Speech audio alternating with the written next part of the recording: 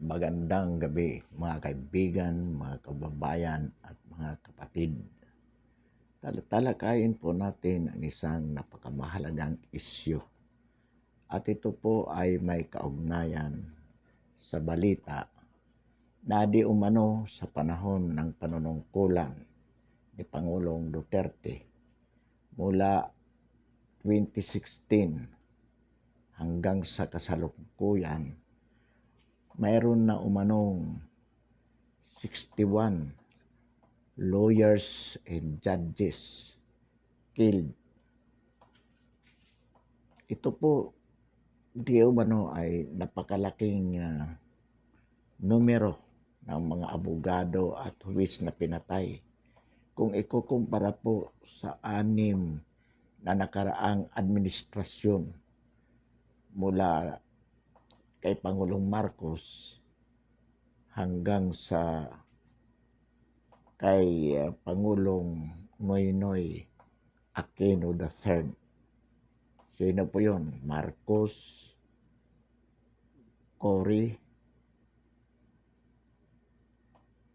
Ramos, Irap, GMA at si Pinoy. Sa 6 na administrasyon na yon, na humigit kumulang na 50 taon or 40 years more mula 1965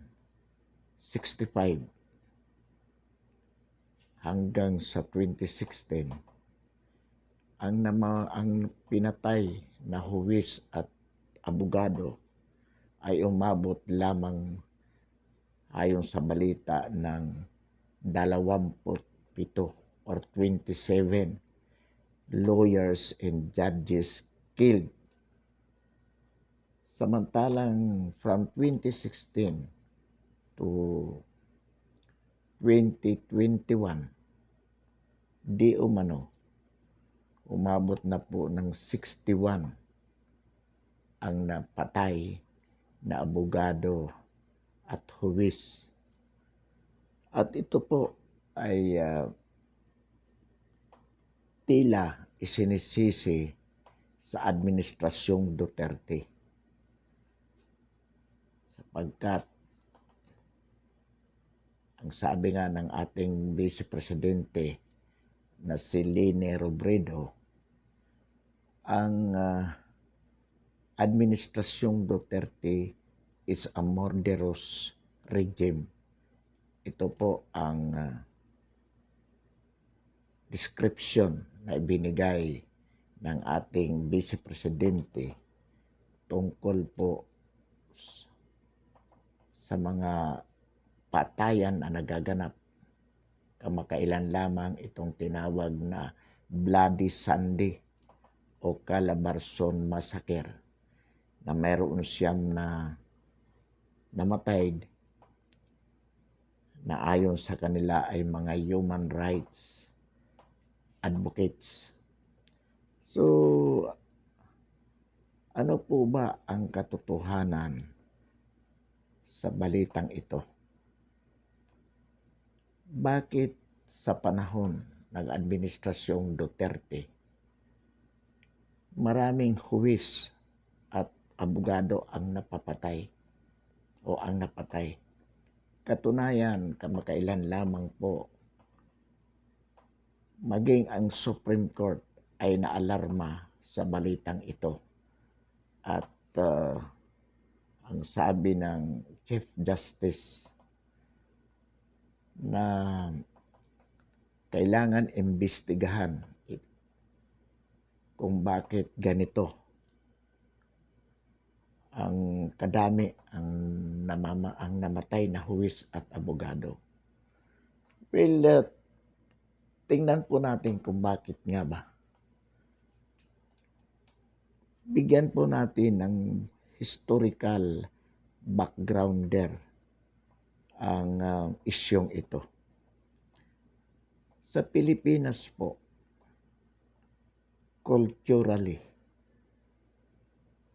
alam po natin na ang mga Pinoy ay mayroong innate o tinatawag po nating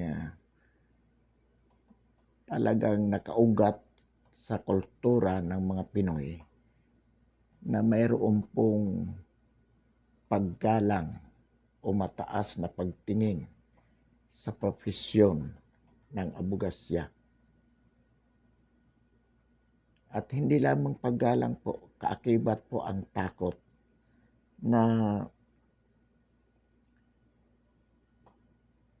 pag ang kalaban po nila ay huwis at abogado, hindi po sila lumalaban kahit naaapi na sila. Sapagkat ang impression po, kahit na sila ang may katwiran o sila ang nasa panig ng katotohanan, kung ang kalaban po nila ay abogado o huwis,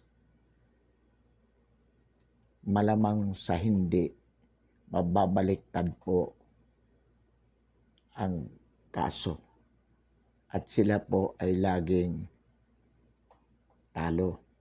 Baka sila pa po ang makulong o maparusahan kung sila ay lalaban sa isang abogado at huwis. Lalo na po si Juan de la Cruz na mahirap. So ito po ang katotohanan sa buhay ng mga Pinoy. Kahit po sila ay nabibiktima ng kawalang katarungan, kahit na sila ay naapi, hindi po sila lumalaban ng kaso o kahit na po sa pisikal na away, sapagkat dahil po sa takot na ang kanilang kalaban ay isang abogado at huwis. In fact, ito pong takot na to is even extended to the close relatives and friends of the lawyers or judges. Sapagkat kapag kinalaban nila mga kamag-anak nito, ang mga kaibigan nito na malalapit, para na rin ang kanilang kaaway mismo yung abogado o yung huwis. At ito po ang dahilan kung bakit sa loob ng from 1965 na sinasabing administration ni Marcos hanggang kay Pinoy, ang napatay na huwis at abogado ay nasa 27 lamang kung ikukumpara sa 61 di umano na namatay na huwis at abogado sa loob lamang na halos 5 taon. Ang tanong po, bakit? Kasalanan po ba ito ng kasalukuyang administrasyon? Kasalanan ba ito ng ating Pangulo? Kung kaya sa kanyang panunungkulan ay 61 ang namatay o ang pinatay na abogado at huwis? Ang atin pong sagot dito, definitely not. It is not the fault of the government, nor it is the fault of the President. Bakit po? Sapagkat unang-una, sigurado po tayo, hindi naman ipinag-utos yan ng ating Pangulo. At lalong hindi pinag-utos yan ng gobyerno. So, hindi po ito magiging kasalanan. Ngunit bakit marami? Ang issue po dito, bakit napakarami sa kanyang sa panahon ng kanyang panunungkulan? Sa loob lamang ng 5 taon, 61 lawyers and judges killed. Ito po ang issue. Bakit? Well,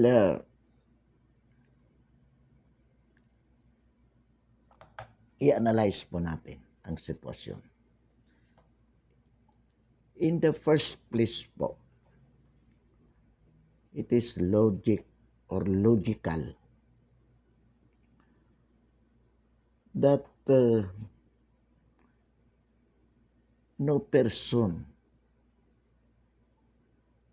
will kill a lawyer or a judge without that person subjected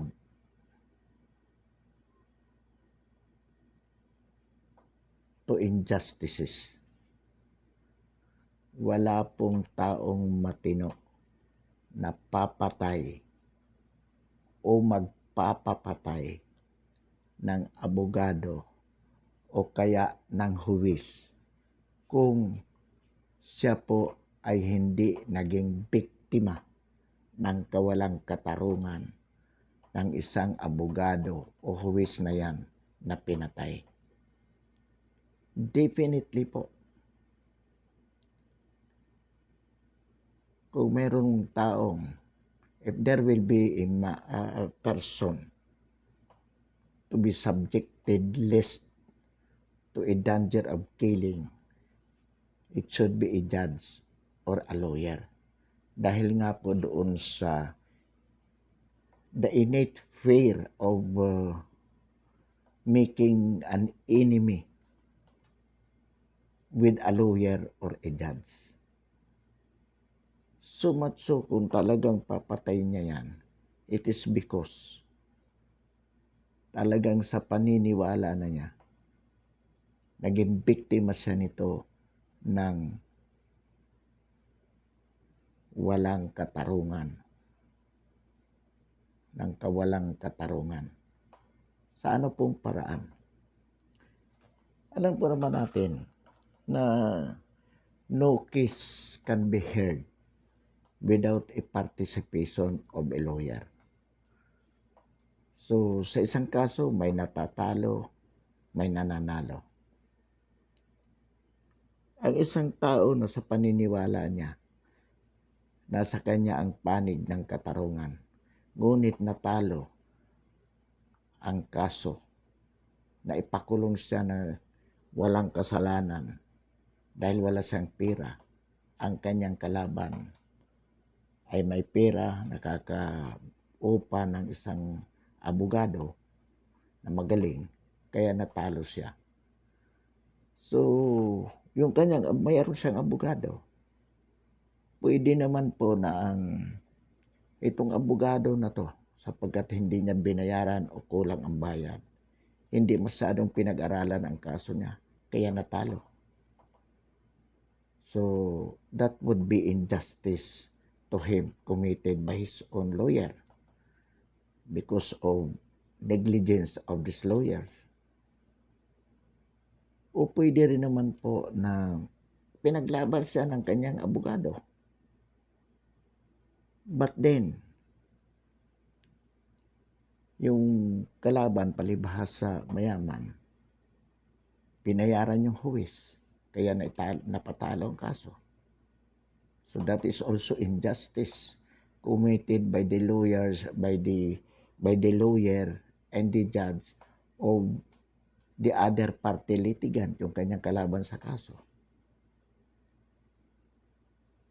So in any case, kaya may injustices, it is because there is always participation of a lawyer or a judge. So pag sinabi po natin na mayroong taong naging biktima ng kawalang katarungan, it is because there was a lawyer na nagpabaya sa kaso o nagbinta ng kaso ng kanyang kliyente, o because dahil yung may judge na nabayaran at mayroong abogado ng mayayaman nagbabayad sa huwis o kaya binibili ang abogado ni Juan de la Cruz na isang mahirap. Kaya pag sinabi po natin ang lipunang Pilipino ay punong-puno ng walang katarungan, there is rampant or prevailing injustices, in the Filipino society, it means that these injustices were committed because of the participations in general of the lawyers, regardless of his position, whether siya ay practicing lawyer, siya ay prosecutor, siya ay public attorney's office, lawyer of the public attorney's office, or siya ay member of the judiciary. Kaya nga po nagkaroon ng kasabihan. It has become a byword na ang batas ay para sa mayayaman lamang, which is of course not true. Pero ito po ang nararamdaman ng sambayanan. Halimbawa po, sa lupa, away sa lupa, inagaw ang lupa ng mayayaman, o kaya sa mga squatters, ang mga lolo, mga ninuno nila, nakatira na dyan na isinilang. After how many long years, bigla na lang may demolition. So itong mga tao na to, pakiramdam po, they have been subjected to injustices. And there can be no injustices committed against anyone without a participation of a legal profession. Yan po ang katotohanan. So, to sum it up, kaya po rampant ang injustices, ang kawalang katarungan sa ating lipunan, sapagkat marami pong tiwali. Hindi po lahat, pero maraming tiwaling abogado, maraming tiwaling huwis, maraming tiwaling fiskal, maraming tiwaling mga members ng public attorney's office. Of course, hindi natin nila lahat yan. In every rule, there is an exception. But generally, ito po ang perception. So, itong mga tao na sa pakiramdam nila, naging biktima sila ng kawalang katarungan. Lalo na po kung yung kanilang kabuhayan ang involved dito, o kaya yung kanilang mahal sa buhay, pinatay na hindi nabigyan ng katarungan, o kaya sila mismo kahit walang kasalanan nakulong. Posible po na ilagay nila sa kanilang makamay ang katarungang pakiramdam nila ay nawala sa kanila. At papatayin nila ang abogado, papatayin nila ang huwis kung sa kanilang pakiramdam. Ito po ang dahilan kung bakit hindi nila nakamit ang katarungan sa kanilang buhay. So isa po yan sa malaking dahilan. Pangalawa po,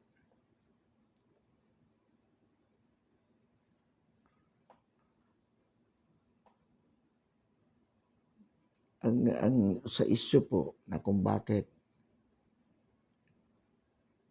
sa panahon ni Pangulong Duterte maraming napatay. Sapagkat kung maalala po natin,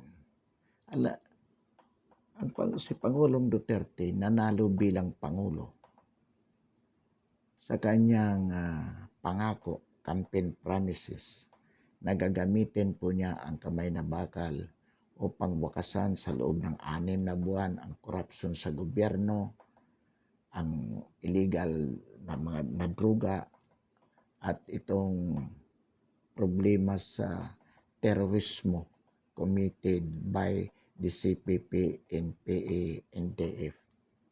So ito po yung kanyang promises at ginawa po niya to. Gumamit siya ng kamay na bakal. Na ito naman po ay nagustuhan ng mga Pinoy. Pero ano po ang relasyon nito dito sa issue na bakit marami ang namatay o pinapatay na lawyers at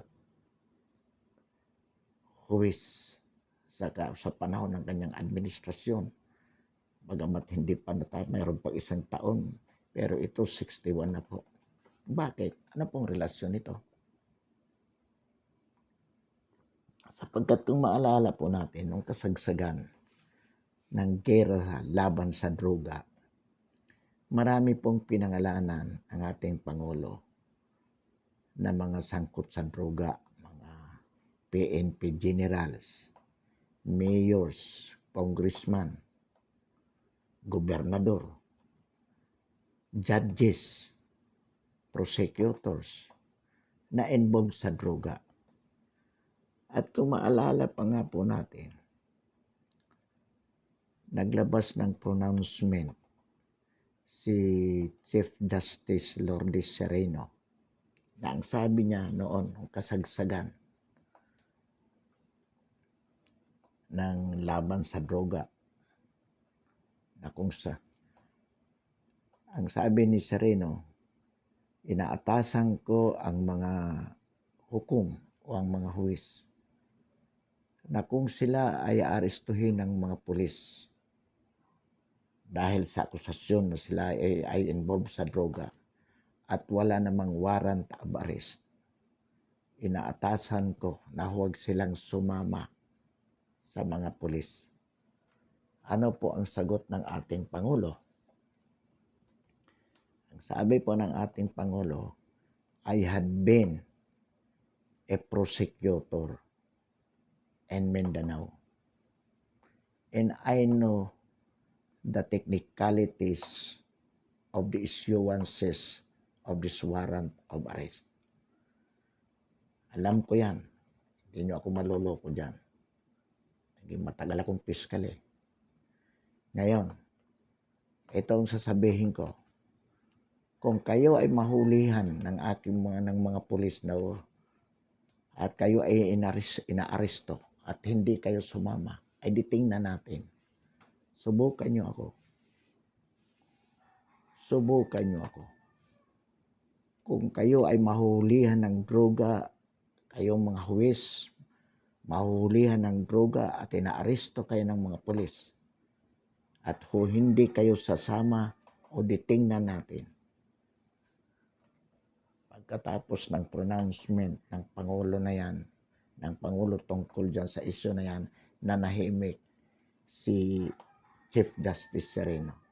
Ano po ang naging implikasyon ng pronouncement na yan ng ating Pangulo? Ang ibig po sabihin dyan,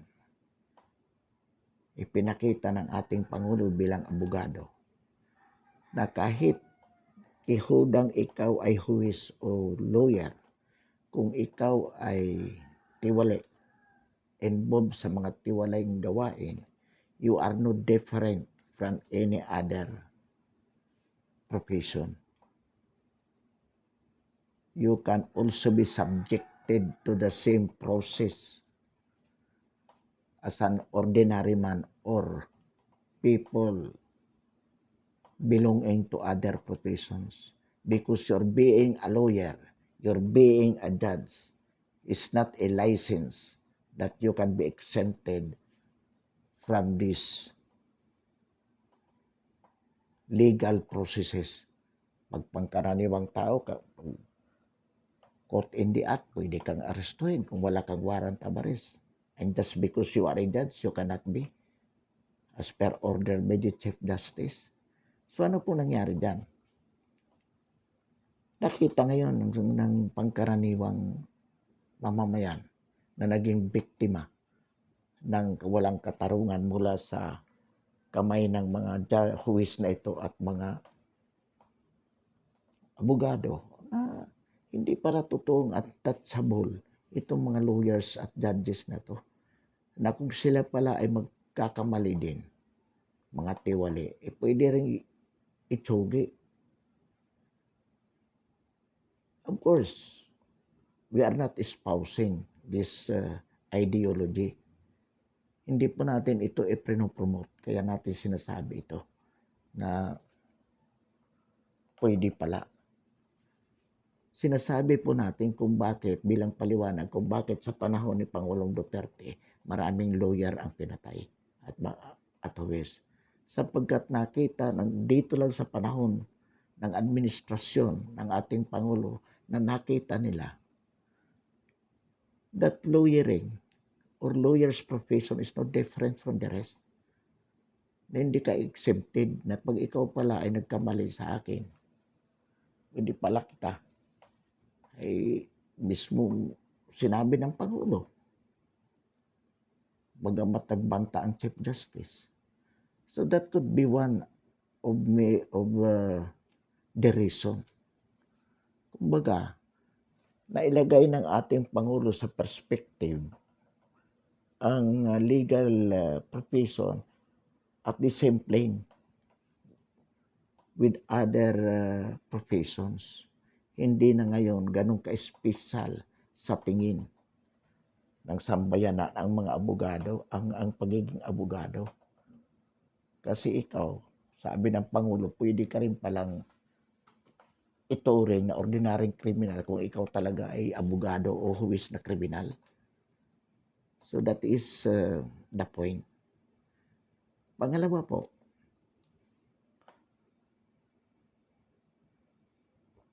inilulunsad ang gera laban sa komunista, laban sa CPP, NPA, NDF bilang isang teroristang grupo. At nakita po naman natin, ayon nga kay General Parladi ng NTF-ELCAC, maraming abogado na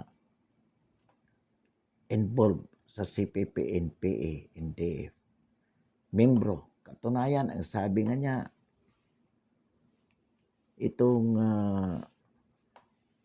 dito sa NUPL, National Union of People's Lawyer, may 8 abogado dyan. Kasama na siyempre dyan si Nery Colmenares. Itong mga ito, na mga lawyers,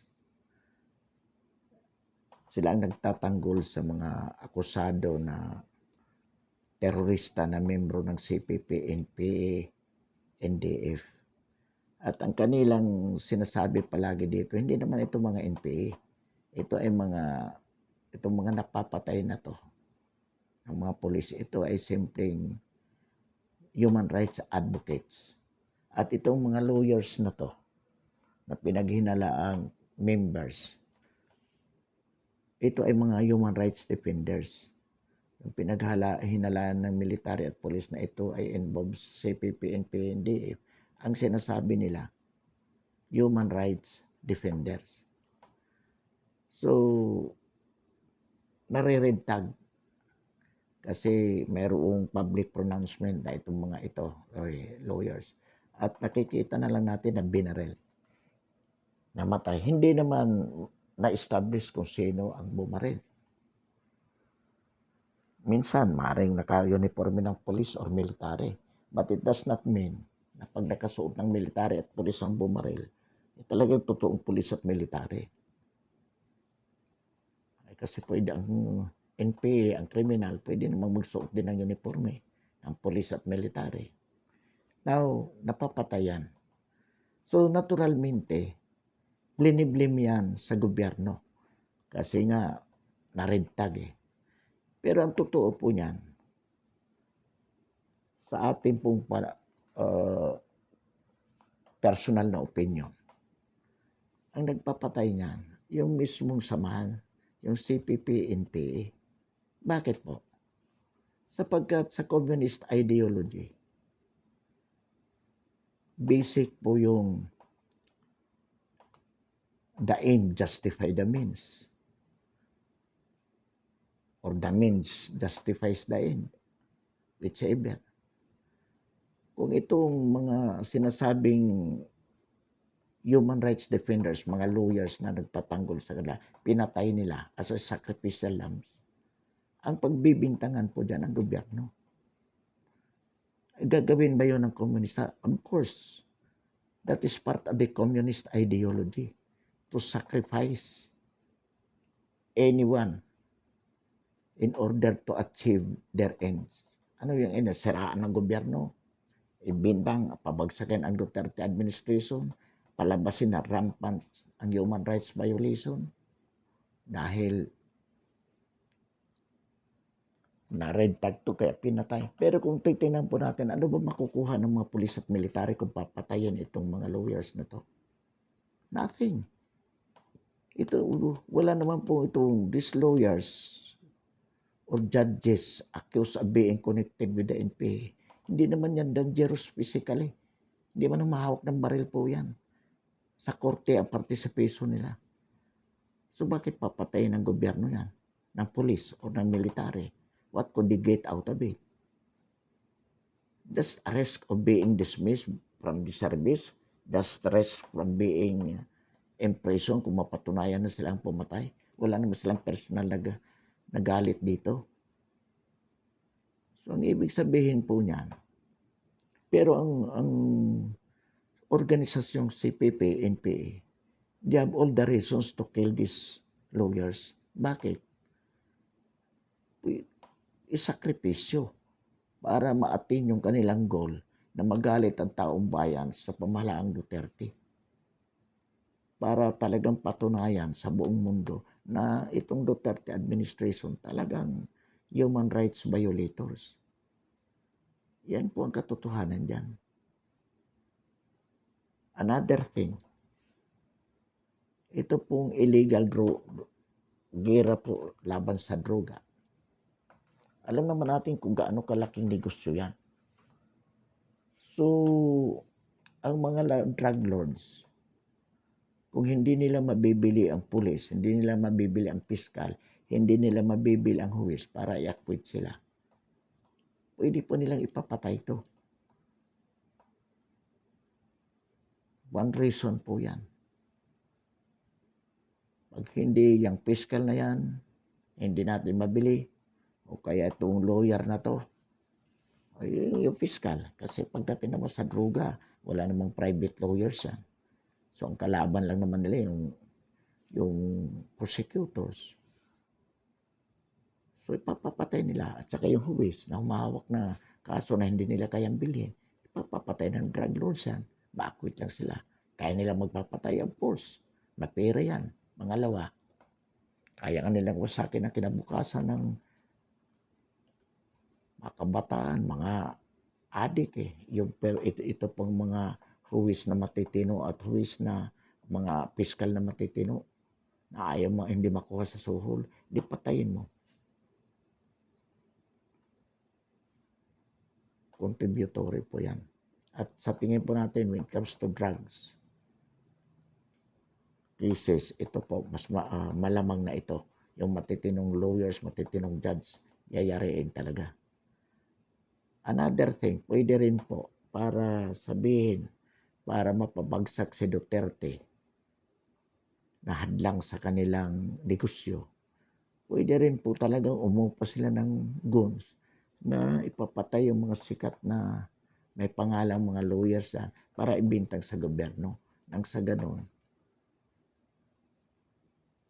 baka maging contributory din po sa pagpapabagsak sa administrasyong Duterte na hadlang sa kanilang negosyo. So taken together po, all those factors mentioned, yun po yung dahilan kung bakit sa panahon ni Pangulong Duterte, marami pong huwis at abogado na napatay.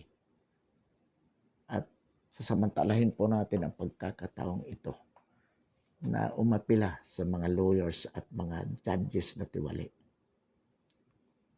Bago na po kayo.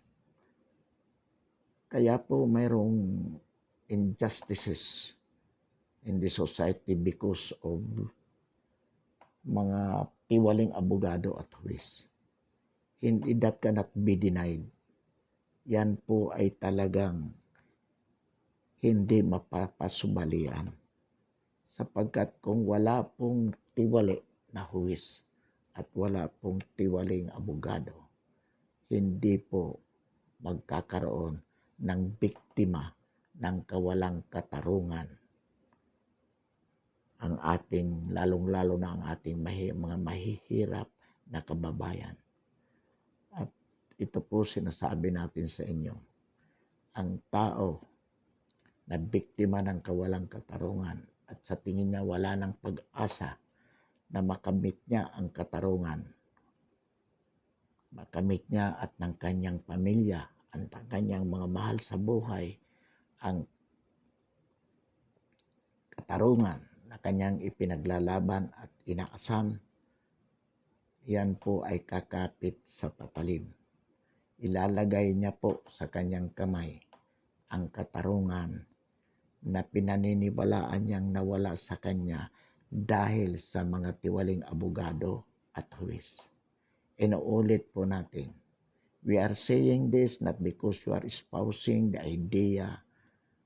We are inviting people who thought they have been denied of justice to kill lawyers and judges. No, hindi po. Pero binibigyan lamang, sinasabi po natin sapagkat nais natin bigyan ng paglilinaw, masagot ang isyu. Bakit nga ba maraming mga lawyers at huwis ang napapatay? Alam po natin, kapag sa isang sibilisadong lipunan, kung saan mismo ang huwis at ang mga abogado ay pinapatay na ng sambayanan na sa tingin nila ay wala ng, o dahil sila ay naging biktima ng walang katarungan, that is the starting point where a civilized society is starting to fall. Kaya po, bago dumating yung puntong yon, tayo po ay nananawagan sa mga huwis at mga abogado na yan. Huwag po pera ang inyong pairalin. You are there not because you want to get rich with your legal profession. The primary aim of legal profession is to dispense with justice where the same is due. Marami pong salamat at magandang gabi. Muli, inaanyayahan po natin na subscribe ang ating YouTube channel, ang ating paninindigan sa napapanahong isyu ng lipunan. Marami pong salamat at muli magandang gabi.